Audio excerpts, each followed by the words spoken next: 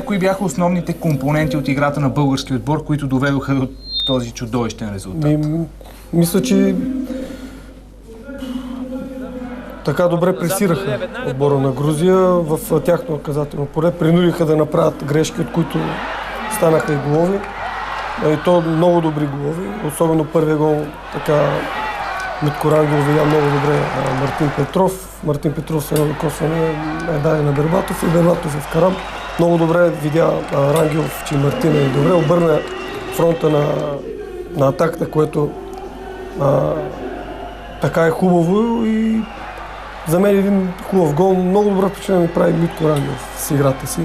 Доста движение по десния фланг. Да, и така има виждане за играта, което е радващо. 2 асистенции направи за Димитър Бербатов.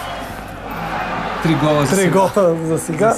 Така че доста добре се справят с задачите, които им поставя Мари. Топката на земята, така на добро ниво, подават се, което е радващо. Мен лично ми хареса. Обръщам внимание на положителната оценка, която даде за играта на Рангелов. Може би именно равностойната игра по двете крила в този матч дава едно от големите предимства на България и напрежението, което се създава пред вратата на Грузия. Не само по фланга, просто така ми прави добро впечатление всичките. Днес играят така на добро ниво. При отсъствието на Стилян Петров, Бербатов се върна в голяма част от времето през първото по време в средата на терена. Преди началото на матча точно това нещо така те загатнах, че от 2-3 матча така, в национален отбор Бербатов се връща малко по-свободен и се справи доста добре. Хем вкара 3 гола, хем създаваше положение. Просто днеска национален отбор играе добре. Дори срещу Грузия някой може да каже без значение, но имало и други мачове, в които без значение пак сме били слаби, но този мач не е така.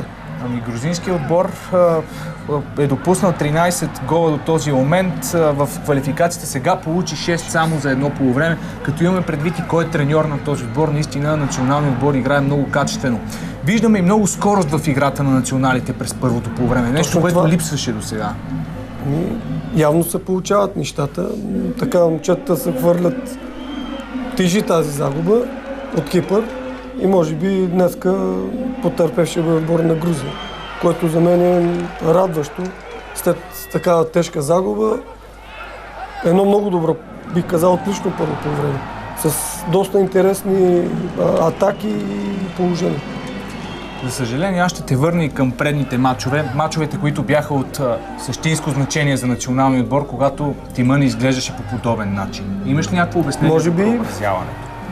Може би така напрежение да е имало в повече. Но мач с мач не си прилича. Това е истината.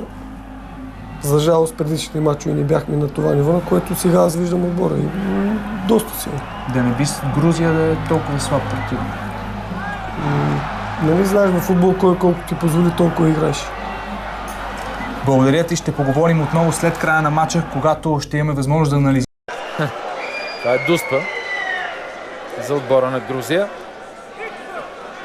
Ще видим, разбира се, повторението.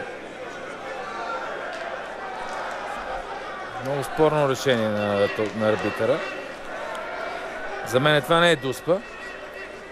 Потърпевшия футболист беше Леван Кения. Мисля, че с топката играе Пламен Николов. В крайна сметка Дуспа за отбора на Грузия. Леван Кубиашвили е щатен изпълнител на дуспите в грузинския тим. Той ще изпълни. Удара с левия крак, 6-2. Леван Кубиашвили отбелязва третия си гол в тези световни квалификации за отбора на Грузия. Той е гол майстор на тима. 10-ти гол с националната фанелка за Леван Кубиашвили. В 86-тия му матч по този показател бройно участие той е рекордьор.